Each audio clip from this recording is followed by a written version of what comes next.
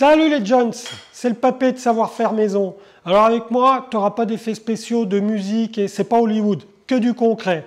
Aujourd'hui, on va regarder ensemble comment tu fais pour régler une porte. Une porte qui te fait des misères, par exemple, elle frotte par terre, ou elle peut frotter contre son dormant, ou elle ne tient pas ouverte, ou elle se ferme toute seule. Donc, on regarde comment on fait pour régler tout ça. Allez!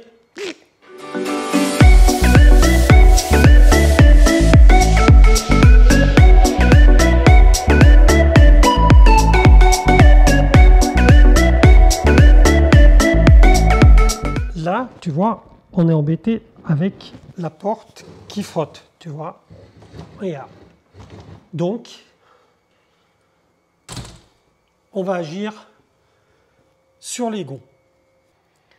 Donc ici, tu vas te retrouver en présence de gonds tridimensionnels, ce qui veut dire que tu peux les régler dans les 3 dimensions.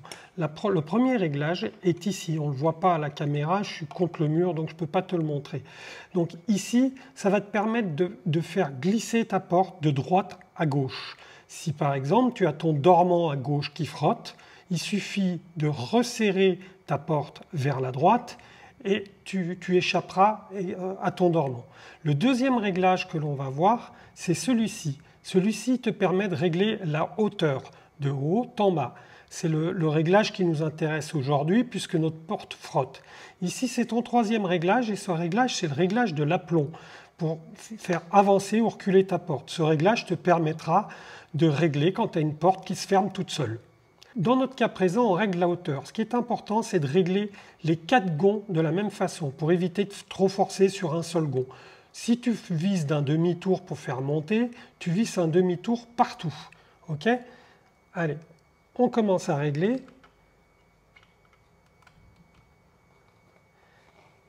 Tu fais ton demi-tour en serrant, puisqu'on veut monter. Et là, tu fais la même chose sur tes 4 gonds.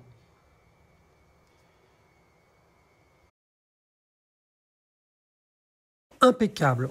On vient de régler les 4 gonds et tu vois, ta porte ne touche déjà plus le sol. Oui, mais tu as un autre problème. Tu vois que ta porte a un faux aplomb puisqu'elle ne tient pas ouverte correctement. Il va donc falloir que tu agisses sur les vis de réglage d'aplomb. Dans mon cas présent, il va falloir que je visse les 2 vis des 2 gonds du bas et que je dévisse les 2 vis des gonds du haut, afin de récupérer mon faux aplomb.